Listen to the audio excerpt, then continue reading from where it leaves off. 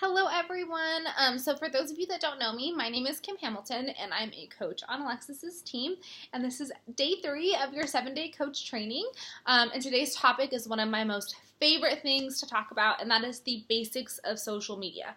So if you're anything like me, when I first started coaching, I had a very small number of followers on Instagram, didn't really use Facebook, and only really used my social media platforms to post about my personal life here and there. And that was pretty much it.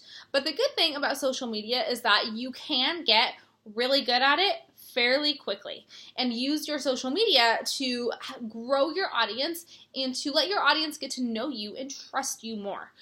So today I have 3 main tips that I want to talk about. These are just the basics, so 3 main tips. The first one is going to be mastering one social media platform at a time.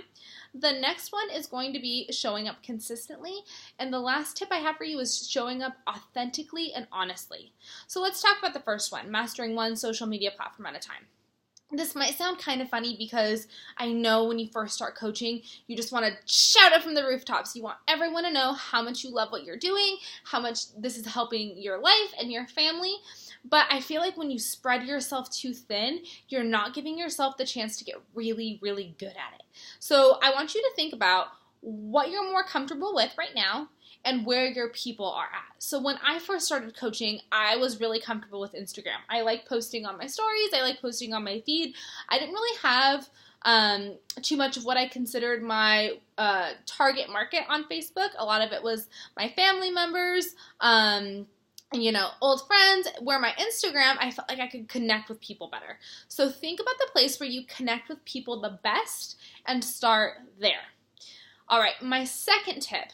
This is going to be showing up consistently. So once you choose the platform where you're going to show up, I want you to show up every single day. Now, this might seem a little bit intimidating, but if you show up every single day, that's how people are going to get to know you. And that's how they're going to get to trust you. So on Instagram and on Facebook now, because they also have stories, there are 2 different ways that you can post. You can post on your story and you can post on your feed. Your story will disappear within 24 hours and your feed sticks on your grid forever until you delete it. So the way that I like to think about my stories versus my feed is your stories are sort of the behind the scenes of what you're doing, and your feed is kind of the finished product. So let's think about if I was going to post my workout for the day.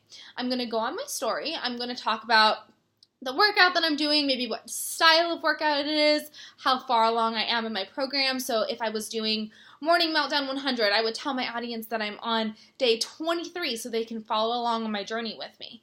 And then I'm going to post my workout clips on my story, maybe add, some fun graphics or whatever. And then later I'm going to go to my feed and maybe post a sweaty selfie or a picture of me with my weights or something like that. Or like a move for them, just one move for them to try, and kind of talk about my workout there. So people are going to get to know you on a personal level in your stories, but new people can't find you unless you post on your feed. So I recommend just one feed post every single day, and then posting on your stories maybe 5 to 10 times a day.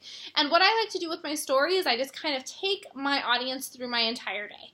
I'll take them through when I wake up and make my coffee, what I'm having for breakfast as a part of my meal plan, of course, my workouts, and then anything else I do that day, whether I'm hanging out with my husband or just taking my dog for a walk. That way they can really get to know me on a personal level. And then with my feed, I really try, because you only really have one shot with as far as your feed goes a day. You can post more than one time a day on your feed, but once a day is really the best way to not overwhelm your audience with posts. So you want your feed posts they don't necessarily have to be perfect, because, you still want to be you and you want to be authentic, which is my next little tip I want to talk about. But you do want it to have a nice clean look that goes with the rest of your feed. So what I mean by clean is you want to make sure you have some nice lighting, maybe any mess in the background is cleaned up, unless that's what you're talking about for that day, and which again, I'll talk a little bit more about that in the part where I talk about authenticity, but you want to make sure that your feed posts, for lack of a better word, look pretty. Like I said, that's how people are going to find you, how new people are going to find you. So you want them to stop their scroll. You want your picture to get them to stop their scroll, and then you need your content or your caption to have some sort of something to grab them, to make them want to follow you. And then my last tip is being as honest and as authentic as possible. So I do not know one single Beachbody coach, even the most successful Beachbody coach, who all they do is Beachbody. They just wake up and work their business, and that's all they do.